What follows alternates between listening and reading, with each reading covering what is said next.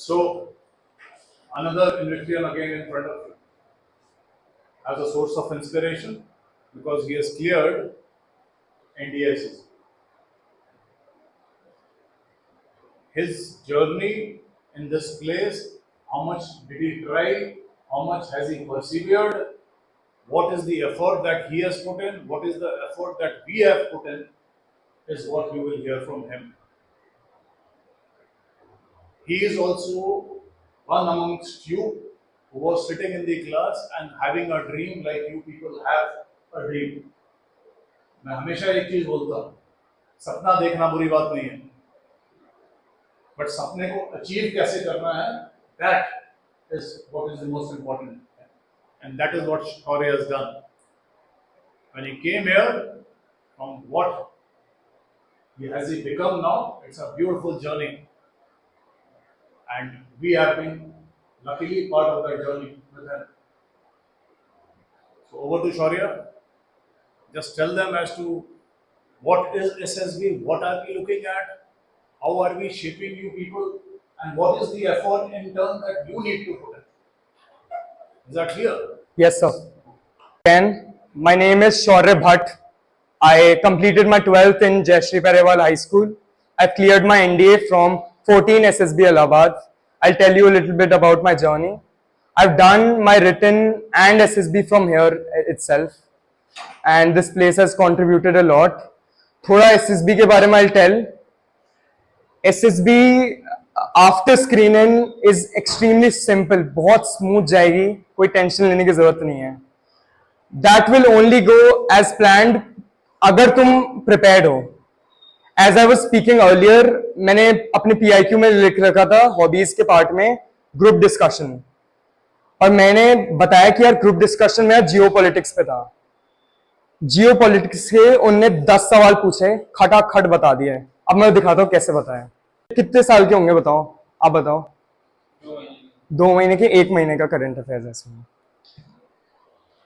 What you need to do is newspaper पकड़ो, रोज का रोज, political news काटो, नेशनल न्यूज कुछ कुछ जो काम के हैं रखो, पेपर कटआउट लो, इंटरनेशनल न्यूज लो, जियो पॉलिटिक्स लो, कटआउट लो, डिफेंस न्यूज लो. स्पोर्ट्स हटा सकते हो अगर आपका हॉबीज या स्पोर्ट्स में क्रिकेट वगैरह है, वो काट लो, लगा दो इसमें. ये करना पड़ेगा. जीडी में डोमिनेट किया मैंने, लेक्चरेट बहुत स्मूथ गया. यहाँ पर मैं रेकमेंडेड कैंडिडेट्स वगैरह सबसे डिबेट करता था, तगड़ा वाला. I was on par with them, कभी कभी डोमिनेट भी कर देता था उन्हें. यू नीड टू अंडरस्टैंड, ये जरूरी है. नॉलेज बढ़ेगी तो बहुत काम आएगा. मैं न्यूज़पेपर पढ़ता था यार, मेरे को कभी कभी आता था यार ये नेटो क्या होता है, नेटो के बारे में फिर सर्च करता था, तो उस पर लेक्चरेट बना देता था, लेक्चरेट इनिशिएटिव का. मेरे को पता नहीं था यार BRI होता क्या है.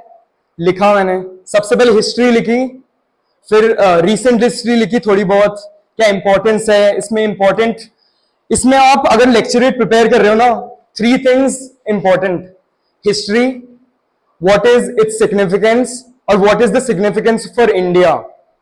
ये 3 होने चाहिए इंटरनेशनल ऑर्गेनाइजेशन में. तीनों के 3 कवर्ड हैं, जो सर ने बताए थे ना टॉपिक्स, क्लास में बताए होंगे आपको लेक्चरेट के, वो सारे इसमें इंटरनेशनल ऑर्गेनाइजेशन के. थोड़े बहुत एक्स्ट्रा टॉपिक्स भी हैं, वो मैंने न्यूज़पेपर से देखे, खुद प्रिपेयर करे. और एक मैंने बना ली थी रिलेशंस के लिए. फॉर एग्जांपल इंडिया पाकिस्तान का रिलेशन है ये, इसमें हिस्ट्री है, पोस्ट इंडिपेंडेंस है, अभी का सिग्निफिकेंस क्या है, वगैरह वगैरह.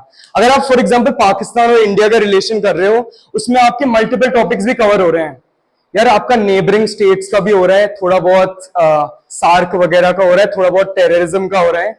एक टॉपिक से मल्टीपल चीजें की थोड़ी थोड़ी नॉलेज आ रही है. और एक चीज जो बहुत सारे लोग नहीं करते, इधर बात करो यार.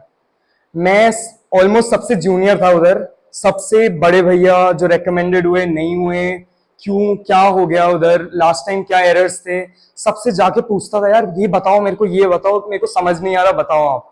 सबसे जाके बात करता था, भैया ये बताओ आपका ये स्ट्रॉन्ग कैसे, आपका ये वीक क्यों रहा. बात करो सबसे, you will get to know something जो आपको कभी पता ही नहीं थी. लोग इधर आते थे, बहुत सारे बात करते थे, मैं उनसे पूछता था यार ये बताओ, ये करो. मैं जब लोगों के साइक खत्म हो जाते थे उनसे पूछता था जो मेरे से सिमिलर थे लोग, यार तुम्हारी क्या कमी रह गई, इंटरव्यू में क्या सवाल पूछे। रॉकी सर ने मेरे को 3 CIQ दिए थे, तीनों के 3 exact same order same wording में पूछे मेरे से वॉल्यूम ऑफ द रूम पूछा सेम, मेरे से जो ऑलमोस्ट सेम पूछे ना सारे सेम इंटरव्यू में। लेवल थोड़ा सा लो ही था बट सारा जो इधर पड़ा है सेम एग्जैक्ट उस, और CIQ तो ऑर्डर में पूछे भाई। तो जो मेंटर सिखा रहे हैं एग्जैक्ट के एग्जैक्ट फॉलो करो। साइक वाले सर ने आनापान क्रिया वगैरह बताया होगा, that is very very helpful. मेरे यार पहले मैं टैट की पिक्चर लिखता था यार, 3-4 थॉट आ रहे हैं, बेकार बेकार थॉट आ रहे हैं, उससे एक थॉट पे फोकस हो गया and I was able to write. And sir ने जो पिक्चर दिखाई होगी आपको एंड जो बुकलेट प्रोवाइड करी होगी उसमें से 11 की 11 पिक्चर आई मेरी।